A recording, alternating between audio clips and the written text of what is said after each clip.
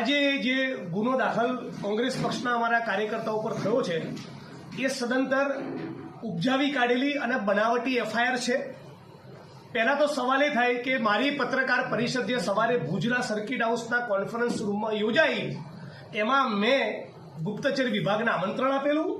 બાપાની પેઢી ચાલે છે, તમારી પ્રેસ કોન્ફરન્સમાં ઘૂસી ગયા. એ કોઈ પણ અધિકારી કે કર્મચારી હોય, મારી પ્રેસ કોન્ફરન્સમાં ફક્ત મીડિયાને આમંત્રણ હતું, તો મીડિયા સિવાયના આઈબીના અધિકારીઓની બેસીને ડાપણ કરવાની શું જરૂર?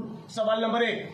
સવાલ નંબર 2, ખુરશી ખસેડવાના પગલે આઈબીના જે મહિલા કર્મચારીનું અપમાન થયું, એ પડી ગયા, એને લઈને હું દિલગીરી અનુભવતો હતો. હવે મારી દિલગીરી જતી રહી છે, કેમ કે એમણે એટ્રોસિટી એક્ટનો ખોટો દુરુપયોગ કરી પોતે દલિત સમાજના છે એ વાતનો લાભ ઉઠાવીને આ ખોટી બનાવટી એફઆઈઆર કરેલી છે. ગુજરાતના 50 લાખ દલિતો મારી કર્મશીલતા, મારા એક્ટિવિઝમ, મારા કામના સાક્ષી છે કે અત્યાચાર અન્યાયની કોઈ પણ ઘટનામાં 1% પણ હું કોમ્પ્રોમાઇઝ કરતો નથી. એટલે આવું કોઈ કૃત્ય બનેલું હોય તો હું પોતે જ સામે ચાલીને ફરિયાદ કરાવડાવું, પણ આવી બનાવટી ફરિયાદ કરવાની વિરુદ્ધમાં છું. આ ગાંધીનગરના ઈશારે થયેલી એફઆઈઆર છે.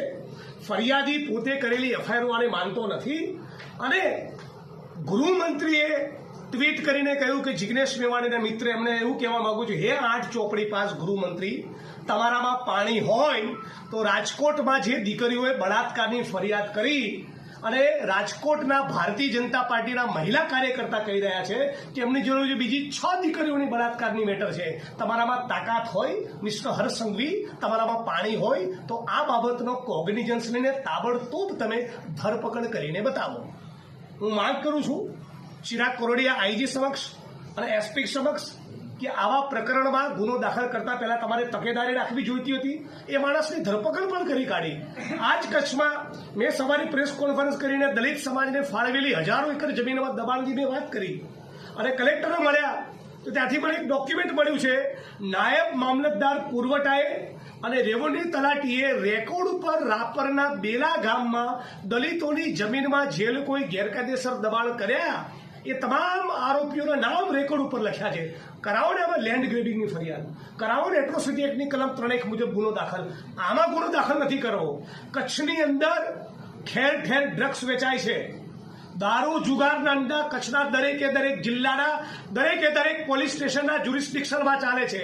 હર સંઘવી, તમારામાં પાણી હોય તો કચ્છની અંદર એક ટીપું પણ દારૂ નહીં વેચાય એટલું કરીને બતાવો. તમારામાં તાકાત હોય તો કચ્છમાં ચાલતું તમામ ઇલીગલ માઇનિંગ બંધ કરાવો. તમારામાં પાણી હોય તો રાજકોટની જે દીકરીઓએ બળાત્કારની ફરિયાદ કરી એના આરોપીની ધરપકડ કરો. અને ચેલેન્જ કરું છું કે તમારામાં તાકાત હોય તો રાપરની અંદર, ભુજમાં, અંજારમાં, ભચાઉમાં દલિત સમાજની માલિકીની દલિતોને ફાળવેલી 3000 એકર જમીનમાં જે ગુંડાઓ અને અસામાજિક તત્વો તમારી પાર્ટીના ઘૂસેલા છે એની સામે ગુનો દાખલ કરાવો. આઈબીના એક નાના કર્મચારીનો ઉપયોગ કરી એટ્રોસિટીની ખોટી કલમ લગાડી કોંગ્રેસ પક્ષના કાર્યકર્તાને ટાર્ગેટ કરવો, આ પ્રમાણે કોઈ પણ ચાલાકી લેવાના નથી અને આ મુદ્દે અમે 1% ડિફેન્સમાં આવવાના નથી. આમાં 100% ગાંધીનગરની સૂચના વગર થાય જ નહીં. પોલીસ ઇન્સ્પેક્ટરોની આ રાજ્યમાં એવી કક્ષા નથી રહી કે આવી ખોટી ફરિયાદો કરતા હોય છે. પણ આ પ્રકરણમાં હર્ષ સંઘવી જે પ્રમાણે ટ્વીટ કર્યું, પેલું જેને કહે છે હિન્દીમાં કે ચોર કી દાઢી મેં તિનકા, એમ ખબર પડી ગઈ કે અચ્છા હર્ષ સંઘવી સાહેબને આમાં કેમ રસ પડ્યો.